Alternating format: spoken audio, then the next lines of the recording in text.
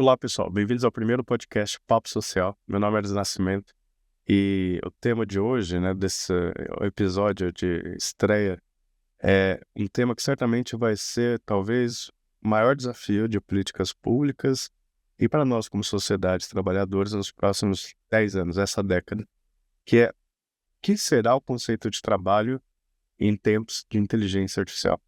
Vem comigo.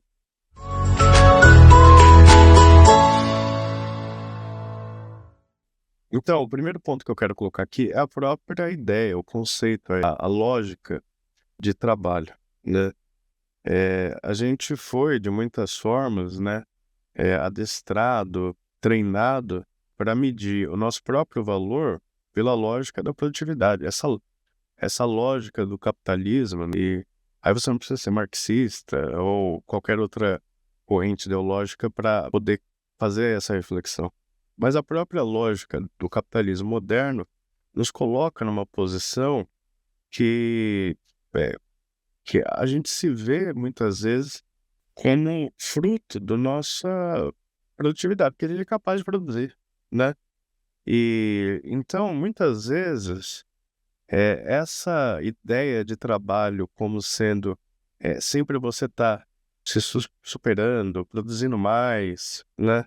E dentro de uma lógica corporativa, muitas vezes, né, ou mesmo qualquer trabalho, seja o trabalho num escritório pequeno, na padaria, no supermercado, ou seja o trabalho lá numa grande multinacional. Mas é, é, a lógica do crescimento, né? Então, se você for parar para pensar, né, como as empresas funcionam, né? Então, as empresas funcionam na seguinte base: a cada ano você espera crescer um pouco em comparação com o ano anterior. É assim que você faz planejamento de empresa, né? Nesse ano você cresceu 5% e aí em cima desse faturamento que você teve, você quer crescer mais 10 no ano seguinte, mais 10 no outro ano, porque quanto mais você cresce, mais você vai ter receita e mais vai ser o lucro, né? E o sistema que a gente vive, o capitalismo, ele depende da acumulação de capital, né? Então a única forma de você acumular capital é gerando receita, gerando lucro, e você investir nesse lucro ou distribuindo esse lucro para os donos da empresa, os capitalistas, né, em si. E então essa ideia de produtividade a qualquer custo, de crescimento, que você tem que trabalhar sempre para poder fazer a empresa, né, a instituição crescer mais e mais e mais, e isso significa que você tem que produzir mais e mais e mais, e chega um limite, você não consegue produzir mais, entendeu? Você tem que dormir, você tem que descansar, você tem que ter um lazer. Mas essa ideia de que a qualquer custo você tem que produzir mais e mais e mais, aumentar sua produtividade, ele gera um vazio no trabalhador e um certo desespero existencial, né? Que você chega num momento que você fala: pra que eu tô fazendo isso, né? Até que do quê? Eu tô deixando de tirar férias, de me divertir, de cuidar da minha família. Simplesmente pensar, né, ter o ócio, o tempo para você conseguir pensar, refletir, ler um livro, raciocinar sobre a sua própria existência, o mundo que você vive, e de repente tudo se resume à produtividade, né? É você trabalhar mais, mais, mais e a qualquer custo, né? Nem que você tenha que ficar até meia-noite trabalhando. Mas essa é a lógica do capitalismo moderno. E essa é uma lógica de adoecimento, né? As pessoas, elas chegam a um momento que elas entram em burnout, entram em depressão, enfim, a produtividade até cai, né? Até contraprodutivo. Mas esse vazio de propósito que é parte, principalmente dessa geração mais nova, da minha geração, né, a geração Z, a geração Y e tal, ela se dá também num sentido de que criou-se uma expectativa de que trabalhar tem que ser bom. Trabalhar não pode ser algo ruim, né? Que você tem que ter um propósito, né?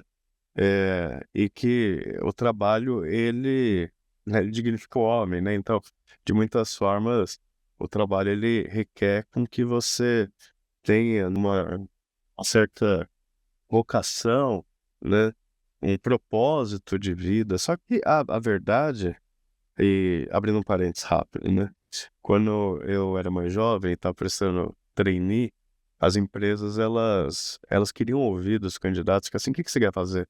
Como você se vê daqui a 20 anos?". "Ah, eu quero mudar o mundo. Ah, eu vou ser o próximo Mark Zuckerberg, né, o próximo Bill Gates". Ou senão: "Não, eu quero construir um mundo melhor". E, assim, isso é balela, né, é pura balela, né, assim, conversa para boi dormir, porque a verdade concreta é que você vai trabalhar numa empresa para fazer tarefas repetitivas, mandar e-mail, mexer no Excel, fazer uma apresentação no PowerPoint. Assim, quando muito, você ainda interage com outras pessoas através de reunião, né? Cada vez mais online, né? Menos presencial, que tira ainda um fator humano psicológico importante. Mas a verdade é que esse conceito, né, que o capitalismo e as empresas tentaram vender provavelmente na última década, ou as últimas 2 décadas, últimas 2, 3 décadas, de que, você vai trabalhar para mudar o mundo, não condiz com a realidade, entendeu? A realidade é brutal, né? A realidade muitas vezes chata, é chata, você pode fazer um trabalho que te deixe feliz, né, que tenha uma lógica de: "Putz, eu fiz um negócio legal". Mas assim, o dia a dia é maçante, né, em qualquer trabalho. Seja ser médico, advogado, engenheiro, bombeiro, um burocrata no setor público, servidor público. Assim, as tarefas elas tendem a se repetir. Você tem processos, né, dentro da empresa, não processo no sentido legal, mas assim, ações, né, segue um fluxo, porque as coisas se repetem, né. E se você só for trabalhar pensando que você tem que trabalhar para mudar o mundo, ou para que todo momento o trabalho tem que te fazer feliz, é muito difícil. É muito difícil, porque em algum momento você vai se frustrar. Mas indo um pouco além, o trabalho, de muitas formas, ele também é o protagonista da saúde mental, né, principalmente, no mundo que a gente vive hoje, né. Então, é muito fácil você criar uma certa patologia da inutilidade, né. Então, poxa, eu gente, estudei tanto, trabalhei tanto, criei tanta experiência, e aí a empresa, você quer ter a sensação, né, de que você é útil, né, isso faz parte. O trabalho faz parte da nossa identidade, faz parte da nossa construção como indivíduo, como eu no sentido assim, o eu, né, a nossa identidade passa pelo trabalho, né, passa por como a gente se vê perante nós mesmos e passa como a sociedade nos vê, né, e esse ciclo ele se retroalimenta, né, não é só a sociedade que determina, né, como o indivíduo se vê, mas o indivíduo também tem agência em cima da sociedade, né. E agência nesse sentido, né, ele consegue alterar o meio que ele vive, mas o trabalho, de muitas formas, define é, quem somos, né. Como vários outros campos da vida, né. Eu sou um bom amigo, eu sou um bom pai, eu sou uma boa mãe, eu sou muito bom no que eu faço, um excelente profissional, sou um excelente vizinho, né. Essas coisas vão definir a nossa identidade, mas o trabalho ele ocupa um tempo tão grande na nossa existência, que invariavelmente ele define como a gente se vê, né. E muitas vezes isso gera inclusive, problemas dos mais diversos, né, porque se você baseia a sua identidade muito na capacidade que no trabalho, no momento que você perde o emprego, ou o que acontece, né, o tema do nosso podcast de hoje, que uma revolução como a inteligência artificial como está acontecendo com a inteligência artificial, e de repente aquilo que você fazia é substituído por uma máquina, né, por um algoritmo, eh, essa sensação de inutilidade, né, ela invariavelmente vai ocorrer, né. E aí o que te sobra, né? como que esse eu, essa identidade se resolve, né? Eh, ela se corrompe no sentido, ela fica fragmentada, né? Porque de repente as bases que você tinha de como você se vê e como você acredita que a sociedade te vê, elas caem por terra, né? Quando você perde emprego, quando muda de emprego, quando a empresa faz o layoff lá, porque tem que demitir 1 milhão de pessoas. É isso, né? E por outro lado, a IA, né? Ela tem uma promessa, né? Ela tem uma promessa que é uma promessa é, difícil de difícil de argumentar. Duas, na verdade. A primeira promessa da IA é o trabalhador, né, a sociedade vai ter mais tempo livre para poder fazer aquilo que quer, né, que traga felicidade, né? Eu gosto muito de um conceito de um autor, o Amartya Sen, que é acadêmico, vai provavelmente achar ruim a forma que eu estou colocando, é uma simplificação demasiada, né? Mas a lógica do Amartya Sen é que você precisa ter capacidades, né? E a capacidade é assim, você conseguir ter, é, vamos supor, você precisa ter capacidades para fazer aquilo que te torna feliz. Ele não usa esse exato termo felicidade, mas eu estou interpretando, né, a minha interpretação que me deixa, é mais fácil para mim entender dessa forma. E como capacidades, ele coloca, então, assim, o que me faz feliz é andar de bicicleta, né? Então, para eu andar de bicicleta, eu tenho que ter a capacidade de saber andar de bicicleta, ter uma bicicleta, né? Ter um lugar para eu poder andar de bicicleta, ter tempo para eu andar de bicicleta, né? Comprar o capacete da bicicleta, que pode andar mais de bicicleta sem capacete. Então, assim, as capacidades, elas são múltiplas para você alcançar aquilo que você deseja, que vai te trazer felicidade, né? A busca da felicidade, né? A liberdade em si, nesse conceito, a liberdade ela é dada, né, pela sua capacidade de ser feliz, de ter as capacidades para ser feliz. E por que eu estou falando isso? Porque a IA, ela traz uma promessa, como eu estava dizendo, de que, como ela vai substituir trabalho braçal, repetitivo, né? Ela vai substituir uma série de tarefas que a gente não vai precisar mais fazer. Olha que mundo ideal, né? Então, se eu tinha que trabalhar 8 horas por dia, né? 5 vezes por semana, 40 horas por semana, numa escala 7 por 1, como é a luta que a gente está hoje tentando vencer, né? Porque é inumano a pessoa, né, tem que trabalhar é, 6 por 1, né? Perdão. A pessoa tem que trabalhar 6 dias e folgar um só, né? É, é difícil, assim, sério, por todos os aspectos.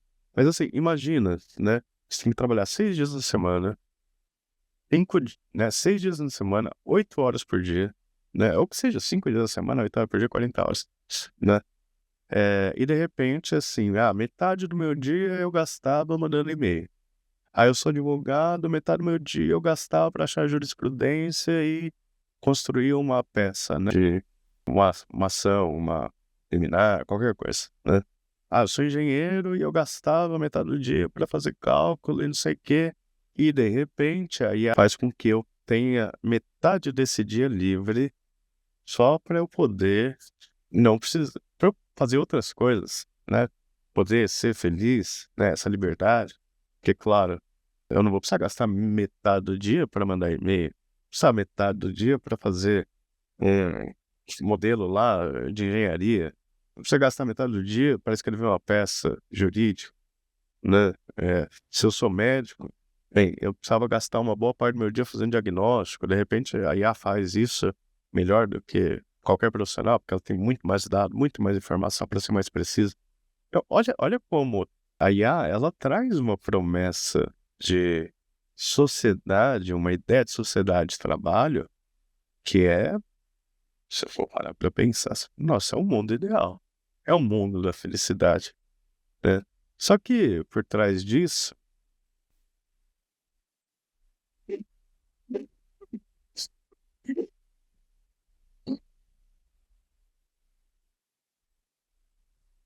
Só que por trás disso tem uma realidade que é mais brutal, né? Outro dia eu vi numa palestra uma pessoa falando assim, né, que é um mito que a IA vai tirar o trabalho das pessoas. Aí eu pensei, acho que essa pessoa não entendeu ainda o tamanho do buraco.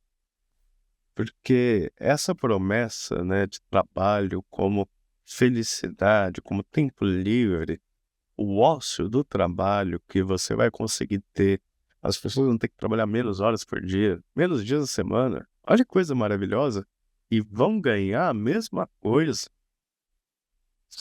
Parece mundo. Mas o mundo real, e aí é o tópico principal desse, é um dos tópicos, né, principais desse podcast, é que a previsão, né, e eu tô pegando o número lá do Bernie Sanders, né, eu tentei encontrar o estudo que ele usou, não achei o nome específico do estudo, mas espero que ele não esteja falando fake news, né, ele tá fazendo um discurso no Senado americano, então confio que esse número é razoável, né? E se não for, vocês me digam aqui e a gente corrige.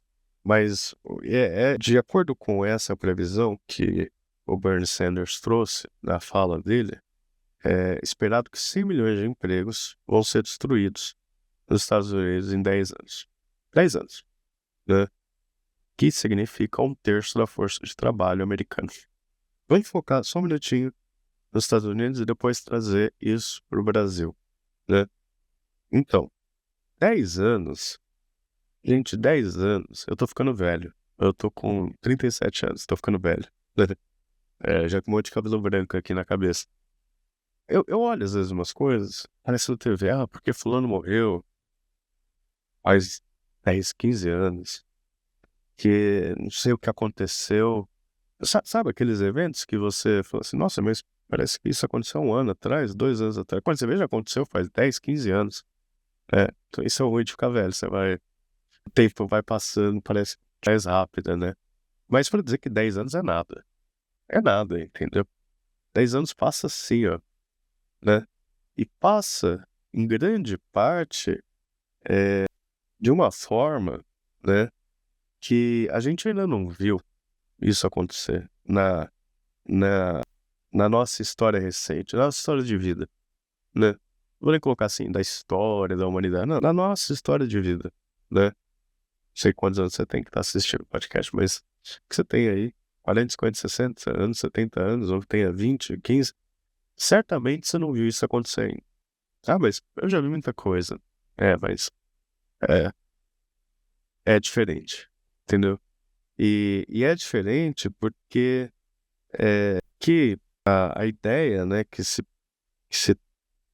que a ideia, né, que parece que é onde o andamento da IA tá caminhando, é que ela pode ser até 10 vezes mais rápida. Veja, 10 vezes mais, é tudo 10. Se você quiser depois passar falar assim, o que eu aprendi nesse podcast? Lembra do 10, né? Tudo 10.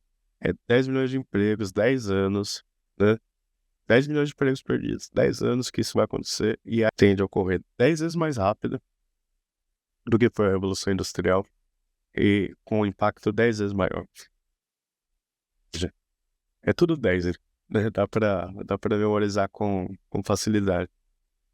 10 vezes mais rápido do que a Revolução Industrial e 10 vezes mais profunda, assim, merece um pouco de reflexão, né? Em primeiro lugar, a Revolução Industrial foi um termo diz, uma revolução.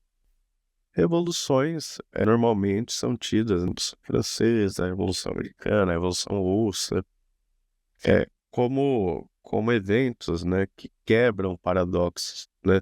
Quebram estruturas ali que estão cimentadas há muito tempo. E a revolução, ela vira tudo de ponta cabeça, né? Então, quando a gente fala revolução industrial,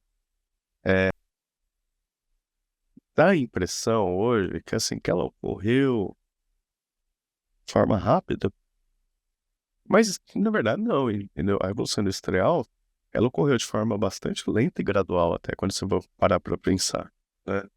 se você for ver o momento, né, em que a Revolução Industrial começou na Inglaterra, eu sempre lembro de uma data, e quando eu prestava vestibular, eu comecei a redação do vestibular com essa data, que é 1848. 1848 é a data da publicação do Manifesto Comunista pelo Marx, né?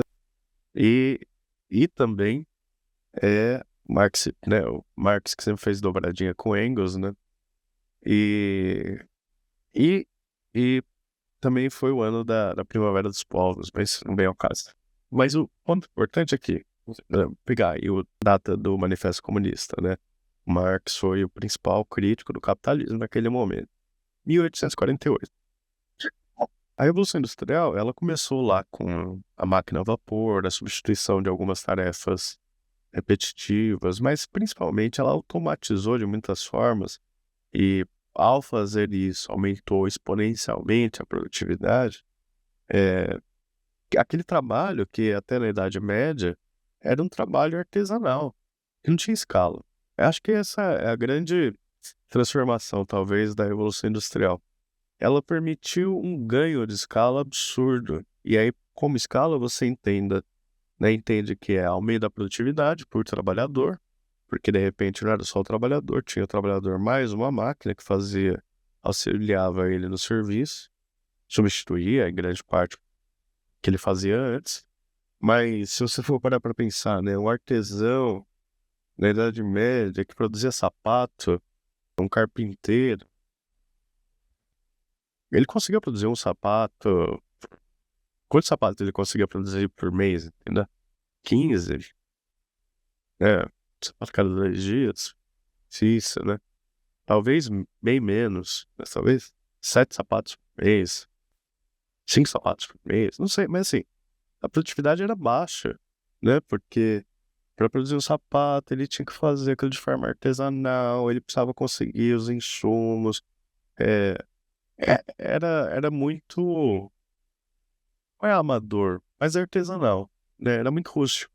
Tá? E de repente, com a Revolução Industrial, foi pensar na Nike produz quantos milhões de sapatos por mês, né? Você não tem ideia. Mas certamente é muito mais que o artesão na Idade Média conseguia fazer. E então a Revolução Industrial teve um impacto profundo na sociedade e na ideia de trabalho. Mas não necessariamente ela ocorreu de forma homogênea em todos os países. Ela primeiro ocorreu lá na Inglaterra, né? Aí foi passando para alguns outros países da Europa, né? Depois, em algum momento, chegou nos Estados Unidos. Depois, muito tardiamente, né? Foi chegando nos países que hoje a gente chama de países emergentes, mas que eu acho que é um termo ruim, porque mascara a crueldade do subdesenvolvimento, né? Então foi chegando nos países subdesenvolvidos, como o Brasil, né?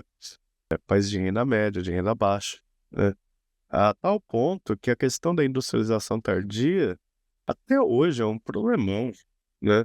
O Brasil foi se industrializar muito tarde, muito tarde. E quando se industrializou, também não se industrializou na mesma velocidade que tinha ocorrido nos outros países do centro do capitalismo, né? Então, usar esses termos aí que o Cepalinos, né? O pessoal que era da Cepal aí na década 60, 70, né?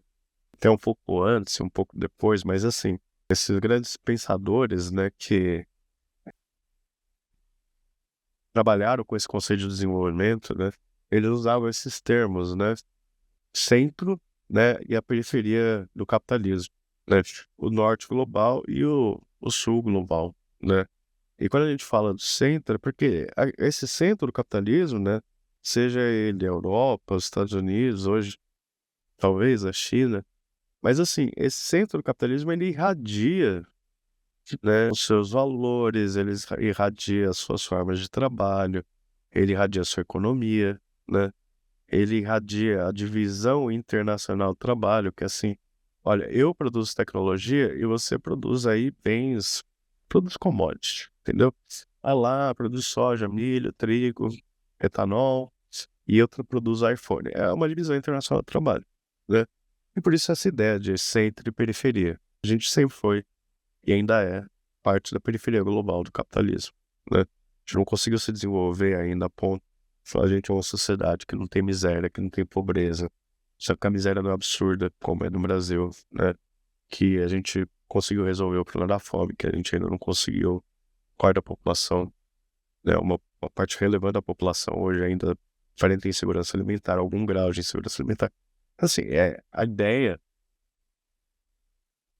Então, assim, a ideia da revolução industrial, da industrialização, como um processo lento e gradual, fez com que houvesse um tempo para que a sociedade, as empresas, os governos conseguissem, mesmo a trancos e barrancos, né? Apesar que eu estava falando, né, que essa industrialização tardia causou muita pobreza, muito subdesenvolvimento, muita miséria nos países, né? É a parte, talvez a parte mais cruel do capitalismo, né? Quando você não consegue se desenvolver, isso gera problemas de desigualdade social, de concentração de renda, de pobreza, miséria, fome, enfim. Então, esse desenvolvimento lento e gradual que ocorreu durante a industrialização e a Revolução Industrial deu tempo para ajustes. Ajustes assim, tá, antes você precisava de 20 pessoas para fazer determinado trabalho. Agora, como tem uma máquina industrial, você vai precisar de uma. Mas, como foi lento e gradual, deu tempo das pessoas irem se especializando em outras tarefas, de você. Esse aumento de produtividade possibilitou o aumento da riqueza global.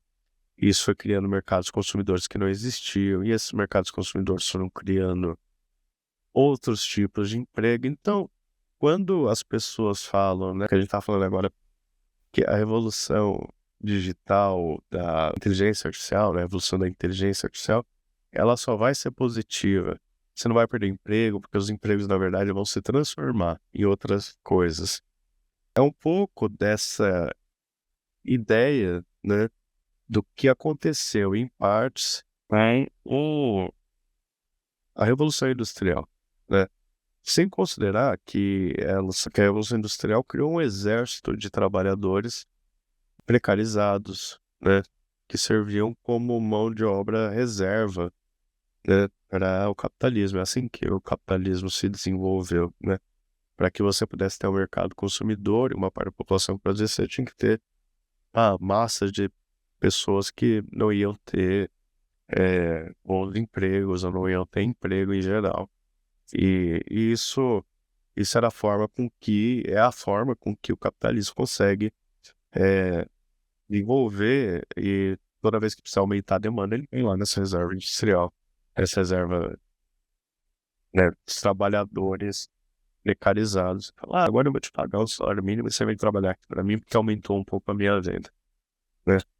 É. Mas, a questão maior, né, é, é que a revolução da inteligência artificial ela é mais aguda, mais rápida, né? Ela é mais impactante do que foi a Revolução Industrial. Você olhar para a Revolução Industrial e falar, então, base no que aconteceu no passado, eu vou prever o futuro. Vai, entendeu? Porque a velocidade com que a inteligência artificial está se desenvolvendo, né? Sim, significa a inteligência artificial, né? De forma do Gemini, do Google, tá falando do ChatGPT, da OpenAI, tá falando do Claude, da Anthropic, falando do xAI, do Elon Musk, né?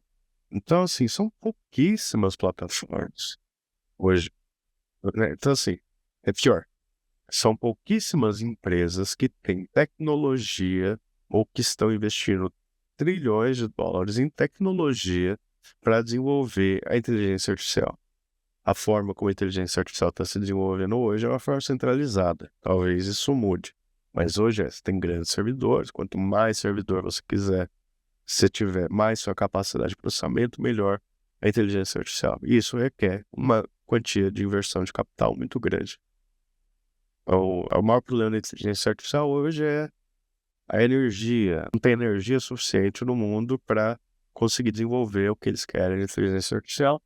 a tal ponto que hoje a ideia, né, vamos colocar então servidores no espaço, porque lá tem luz do sol e não aquece e resolve todos os nossos problemas, né? É, mas a inteligência artificial, ela não, ela é mais barata, apesar do custo da energia, porque ela não cobra PIS, PASEP, FGTS, férias, 13º, não reclama com o chefe, né? Não tem que dormir, não tem dor de cabeça, né? Não tem nada que o ser humano tem que precisa considerar nas suas prioridades de vida, né? A gente precisa dormir, precisa descansar, precisa ter férias, né? Alguns acham que não precisa ter férias, mas você pode trabalhar até exausto, né? E a IA é mais barata, é muito mais barato e mais produtivo, né? Se eu, como profissional, consigo mandar, sei lá, 10 e-mails no dia, bom dia, produtivo, a IA manda 100. Num toque lá. Você vai lá, programa, lá, tá aqui a lista de pessoas, cria um e-mail para cada uma delas.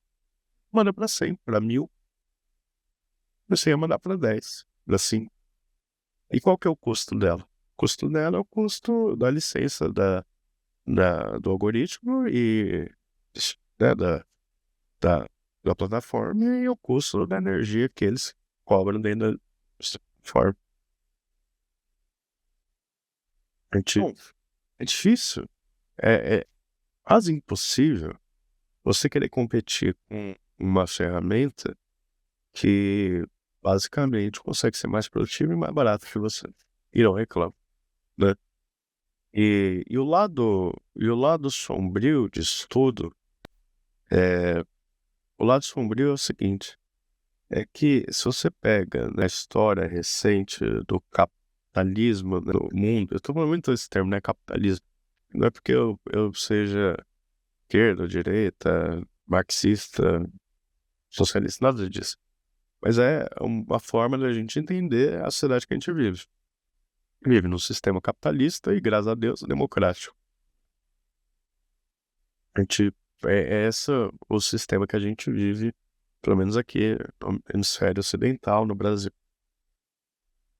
Então, a história do capitalismo, tem um autor, o Thomas Piketty, ele lançou um livro chamado O Capital, e ele vai mostrando que ao longo das décadas, séculos, últimos tempos da história, não só recente, na história do assim, médio prazo, longo prazo capitalismo, a riqueza só se concentrou. Só houve concentração de riqueza, né? Ou seja, a desigualdade aumentou porque você tem poucas pessoas em, é, você tem poucas pessoas que concentram grande parte do capital. Agora, se você for parar para pensar que você tem 5, 6 pessoas, eu esqueci do Facebook, né?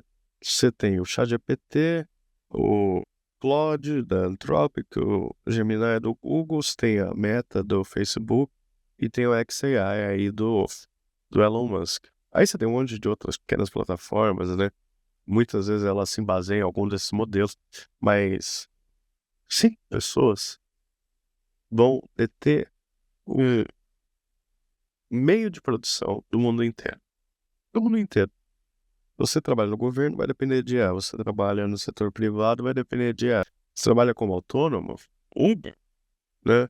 Tem uma MEI, isso vai depender de IA, né? E então a tendência é você. E aí a gente vai para a parte final aqui do nosso podcast. A tendência é você ter 3 impactos fundamentais, né? O primeiro impacto é você vai concentrar renda na mão de poucos bilionários, não é nem mais bilionários, né? O Elon Musk fez um plano de compensação, né, de pagar, assim, ele atingindo metas dentro da Tesla, a Tesla teria que pagar ele um bônus, né, alguns tipos de remuneração, de US$ 1 trilhão. Então ele tá falando de trilionários pela primeira vez na história que, pelo menos que eu me lembro, a gente tá falando de pessoas que são trilionárias, que detêm mais dinheiro do que países inteiros. As empresas hoje, a Apple, Microsoft, Oracle, a NVIDIA, né, que produz o GPU lá, o processador para inteligência artificial, faturamento delas é maior do que o faturamento de países inteiros. Inteiros. Né? É muito poder na mão de pouquíssimas pessoas. Então, o primeiro fator vai ser concentração de renda massiva, absurda. E não vai ser concentração de renda em países da periferia global, como o Brasil e a América Latina. Enfim, vai ser concentração de renda nas mãos do centro do capitalismo.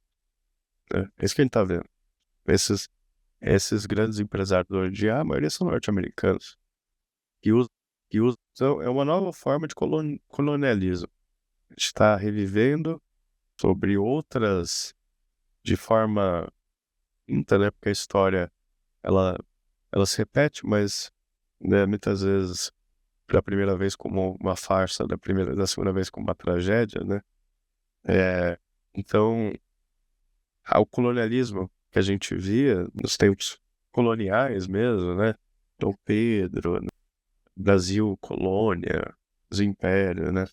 Essa lógica de tem uma colônia e tem o colonizador que vai lá. Esse neocolonialismo que a gente está vivendo e que deve se agravar, ele vai se dar através da tecnologia. Né? Concentração massiva tal na mão de poucas pessoas do centro do capitalismo. Esse é o primeiro impacto. O segundo impacto é O segundo impacto é com relação à perda de emprego, mas, mais do que isso, no caso do Brasil, agora vamos tratar especificamente do Brasil. O que significa? Vamos pegar essa mesma estatística que o Bernie Sanders trouxe para os Estados Unidos. 1/3 da força de trabalho vai perder o emprego. No Brasil, a força de trabalho é a população economicamente ativa, total trabalhadores. Então, ativamente no mercado de trabalho, é de cerca de 109 milhões de pessoas. Tá? 109, quase 110 milhões de pessoas. 100 milhões, né? 109. Se você corta 1/3 desses 109, eu não sou muito bom de matemática, né? Mas fiz aqui a anotação. Dá 36 milhões, né, de profissionais que usam com algum grau de sofisticação, né, no trabalho, ou seja, os white collars, né? Hoje eu estou de white collar aqui, né, que é a camisa social, gola branca, contrário, né, do que em inglês se chama blue collar, né, que é o trabalhador mais operacional, braçal, né? Blue collar vem do macacão, né? O cara que trabalha na fábrica, ele usa aquela roupa azul e tá essa ideia tradicional de blue collar e white collar. Mas esses empregos, eles tendem a impactar não tanto os trabalhos mais de baixo custo, né, de menos valor agregado, no sentido de serem trabalhos mais operacionais, né, quanto deve afetar os trabalhos de gente que usa roupa social, né? Sim, super simplificação. Tem que nem gosta de social. Mas assim, é o advogado, é o engenheiro, é o médico, é o administrador público, o burocrata, né? Qualquer profissional, né, que ele acabe tendo que ter algum grau de trabalho intelectual para conseguir cumprir aquela tarefa, né? Então, normalmente isso significa a pessoa que acumulou um grande conhecimento durante a experiência profissional dela, que se formou, foi buscar educação formal, só lá faz graduação, às vezes faz 2, 3, né? Vai aprender a falar inglês, espanhol, francês, porque se você não fala inglês e espanhol, imagina como é que você vai entrar no mercado de trabalho, né? Vai fazer MBA, vai fazer pós-graduação, vai fazer mestrado, doutorado, pós-doutorado, livre docência, não é isso? Eh, então esses cargos, essas profissões que dependem, né, de tarefas que usam mais a cognição, no sentido de você precisa ter um determinado conhecimento específico, né, um determinado know-how, né, um saber fazer, em tarefas um pouco mais complexas, tarefas que usam que usa que usa branca, né, para colocar assim, sem detrimento nenhum do trabalho mais operacional, essas tarefas tendem a ser mais impactadas do que as tarefas que são mais operacionais, como eu estava dizendo, né. Só que aí, veja, cálculo de padaria, né, assustador, padaria que a gente pode fazer. Bem, primeiro, né, pegue-se então dos 109 milhões de pessoas que trabalham na força, né, na população economicamente ativa do Brasil, no mercado de trabalho, e divide então por 3, dá 36 milhões de pessoas, né. Aí você vai ter um outro número, né,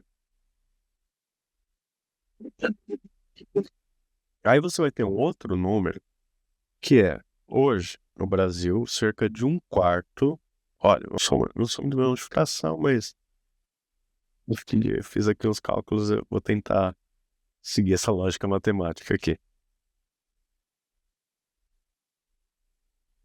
Então você já tem 1/4 da população que recebe, né, isso dá uns 55 milhões de pessoas, que recebem algum tipo de ajuda do Estado, principalmente programas de transferência de renda, como Bolsa Família e muitos outros. Não é só o Bolsa Família que é programa de transferência de renda no Brasil. 1/4 da população, 55 milhões de pessoas.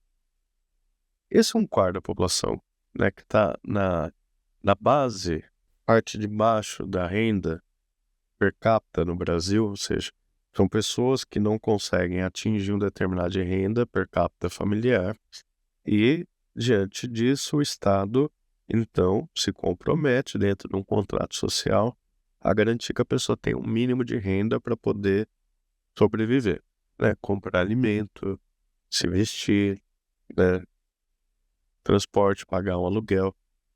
E, obviamente, que o Bolsa Família ou esse programa de transferência de renda pagam, dificilmente dá para a pessoa fazer tudo isso. Mas, assim, é um estado de proteção social, né, que no Brasil a gente acordou que não dá, né, proteger gente passando fome como era na década de 80, por exemplo, né, que você tinha aquela fome aguda, né, ou mesmo antes, né, aquela fome do semiárido, Nordeste. Isso percorreu a história do Brasil e sempre foi tido assim como inevitável, né? Como se a fome, a pobreza, a miséria fosse inevitável, fosse algo natural, parte da, da vida, né? Certo determinismo, né? Pobreza. Isso não é verdade. A desigualdade, ela é uma decisão, ela é uma escolha política. E a gente chegou no momento no Brasil que a gente falou, bem, não dá para aceitar isso. Não é digno, não é humano, né? Então, como contrato social, como sociedade, a gente vai garantir com que as pessoas que não têm uma renda mínima, né, consigam ter uma transferência de renda do Estado, uma ajuda do Estado para garantir a sua mínima sobrevivência e, principalmente, né, eh, não passar fome, né? Bem, um quarto da população, 20 milhões 20 milhões de lares no Bolsa Família, que representam aí cerca de 55 milhões de pessoas. Essa população não tende a ser tão impactada pela revolução da inteligência artificial nesse primeiro momento. Pode ser que mais para frente seja, que a gente está vendo também em paralelo um outro movimento de robotização, né? Então, você vê esses robôs aí do Elon Musk, é, humanoides, né? Eles estão começando ainda a se desenvolver mas ainda estão num grau de maturidade bem, bem baixo, né? A previsão do Elon Musk é que ele vai vender bilhões desses robôs humanoides. Todo mundo vai ter um em casa, nas empresas, que o robô humanoide vai, aí sim, substituir esse trabalho mais braçal, né? Pessoa que limpa o vidro, que aperta parafuso, enfim. Então, isso está chegando, mas não é o tema desse podcast, né? O tema é a gente ainda a inteligência artificial como produtora de conteúdo, de conhecimento, de produtos, né, que exigem uma certa cognição, né? E então, como a gente estava dizendo, é, um terço, vamos pegar esse número de um terço da população, não tem estudo no Brasil para isso, mas vamos só pegar isso como estimativa, esse número dos Estados Unidos trazer para cá. Então você vai ter 36 milhões de pessoas, né? 36 milhões de pessoas desempregadas, sem emprego, sem ocupação, sofrendo de forma psíquica, porque não vão se sentir isso, né? Porque, de repente, você sabia fazer determinada tarefa, fez isso a vida inteira, chega lá, ó, a máquina te substitui. E como é que você vai se sentir? Eu vou me sentir inútil. Assim, e aquela coisa da identidade, né? Se eu me vejo como a minha profissão, o meu trabalho como parte da minha identidade, de repente, uma máquina substitui o que eu faço, eu sirvo para quê na sociedade, entendeu? Olha como isso é complicado. Você vai ter 36 milhões de profissionais, né? É, dessas profissões, um pouco de colarinho branco de escritório, essas profissões de ensino superior e assim por diante, administrativas, mas não só, né? Engenharia, médico, advogado, tudo, né? O servidor público. 36 milhões. Aí você vai ter, adicionado a isso, mais 55 milhões de pessoas que já recebem algum programa social do governo. São grupos diferentes. Aí vai impactar mais esse grupo de 36 milhões e esse grupo que recebe, né, Bolsa Família, outros programas de transferência de renda de 55 milhões de pessoas, vai continuar recebendo esses benefícios, porque ele não vai resolver a situação deles. Então você vai ter um quarto da população que já está dependendo do Estado, mais um terço da população que vai depender. Então, a gente está falando, né, de uma massa de trabalhadores no Brasil que pode chegar a 90 milhões de pessoas dependentes do Estado. 90 milhões. Qual programa de transferência de renda? Qual política pública que pode ser feita para suportar 90 milhões de pessoas sem ocupação, sem emprego, que são dependentes do Estado? Eu não tenho solução. Esse podcast não foi para apresentar solução nenhuma. Se eu tivesse, vendia ao preço de ouro. Mas, assim, não. Esse é o tema que a gente vai ter que se debruçar, sem sombra de dúvida, nos próximos. Essa década. O que fazer, né, com uma massa de 90 milhões de pessoas sem emprego no Brasil, dependentes do Estado? Então, eu vou falar que sem emprego, mas de alguma forma dependentes do Estado. Aí, uma conta que as pessoas fazem, né, que seria o seguinte: se você, né, então a conta que as pessoas fazem é a seguinte: vamos então instituir uma renda básica universal, né, que o Eduardo Suplicy foi senador, não sei qual cargo dele hoje atualmente, mas ele defendeu a vida inteira dele na renda básica de cidadania, que é a renda básica universal, por outras razões inclusive filosóficas, mas que hoje voltou ao centro da discussão, e é a gente então resolver esse problema dando uma renda para todo mundo, uma renda básica universal. Mas veja, se você pagar um salário mínimo, R$ 1.600, para 36 milhões de pessoas, isso significa por volta de 706 bilhões por ano, quase 1 trilhão. Falta 300 milhões para 1 trilhão de reais. Você soma isso, né, com o gasto que já se tem do Bolsa Família, que é de aproximadamente uns 860 bilhões de reais, e você vai ver que a matemática não fecha. Só é um pouco menos de 2 bilhões de reais. Não vou fazer a conta de cabeça. Assim, um pouco menos de 2 trilhões de reais para você manter quarto da população dependente de transferência de renda, mais um terço da população que vai ficar desempregada. E convenhamos, se você trabalha, né, no emprego como médico, advogado, engenheiro, ou mesmo assim, você é trainee numa empresa, estagiário, enfim, é o analista júnior, né? Assim, você ganha, em tese, você ganha um pouco mais do que o salário mínimo, às vezes bem mais. Então o governo também te dá um salário mínimo vai resolver esse problema, entendeu? Mas assim, que fosse a solução, não é pagável, né? É pior, né? Então isso custaria, né, se eu for fazer os cálculos, entre 4 a 11% do PIB. Muito dinheiro, gente. É muito dinheiro, né? Então, assim, você tem que pensar, né? Colocar um imposto, então, sobre os robôs, o imposto sobre a produtividade dos robôs assim, da IA, talvez, né? Porque o grande desafio vai ser como financiar um gasto que inevitavelmente vai vir. Só que é pior do que isso, porque quando você tira um terço da população do mercado de trabalho, essa população deixa de consumir. E quando deixa de consumir, deixa de pagar imposto, né? Porque não tem renda. E também deixa de fazer a economia circular. Não adianta nada, você tem aí ela, aumenta a produtividade, faz lá os produtos, mas os produtos vão ser mais baratos. Certo, mas um terço da população não tem emprego, como é que vai pagar? Então você não tem um mercado consumidor interno para isso, né? E aí você tem problemas assim, a economia não gira, não cresce, e você não tem como arrecadar imposto de quem não tem renda, né?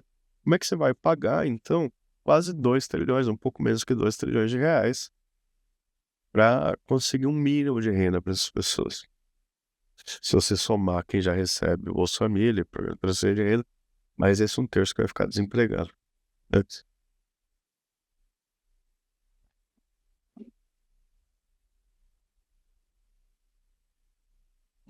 Podem refletir a respeito, ter diferentes teorias. Só que essa provocação, né, que essa tragédia que a gente está para vivenciar, ela tende a transformar o homem em uma engrenagem, uma mera engrenagem. Não que a gente não seja, mas literalmente uma engrenagem.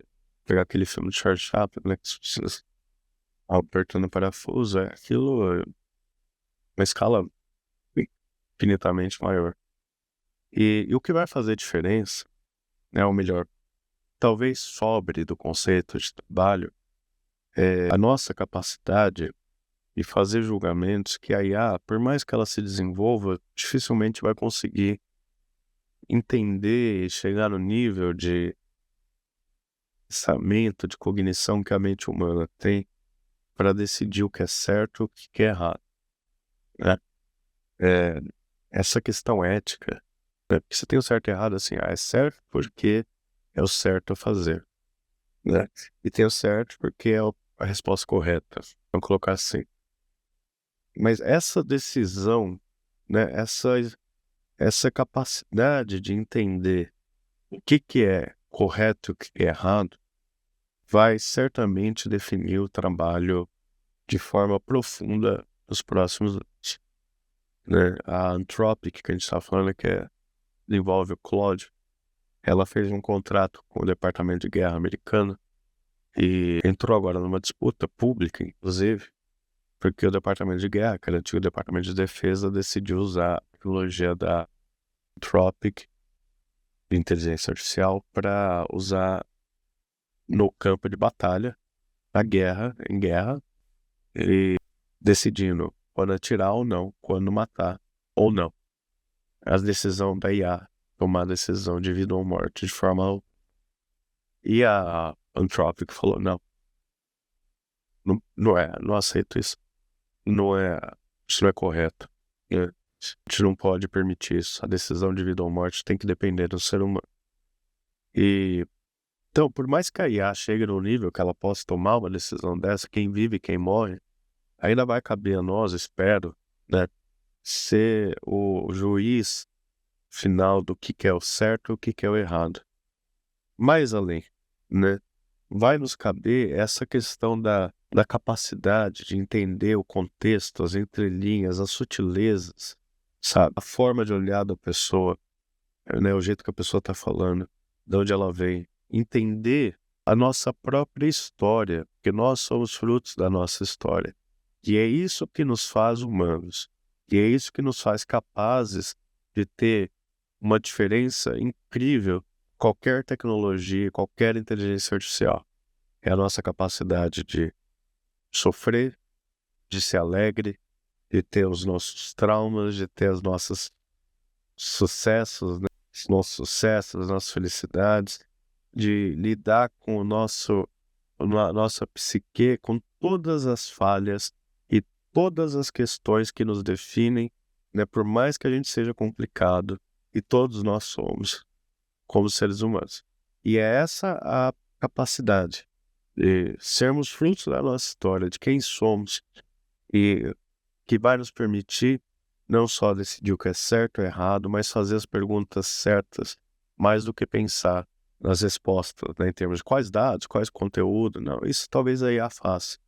Mas quais são as perguntas, né? Eu tinha uma professora, quando eu era criança, falar que o mais importante era, do que a resposta era a pergunta. Mostra que ela estava muito certa, né? Porque, de fato, a capacidade de saber perguntar, né? Saber que, assim, onde você quer chegar, né? A pergunta correta vai ser mais importante do que a resposta, muitas vezes.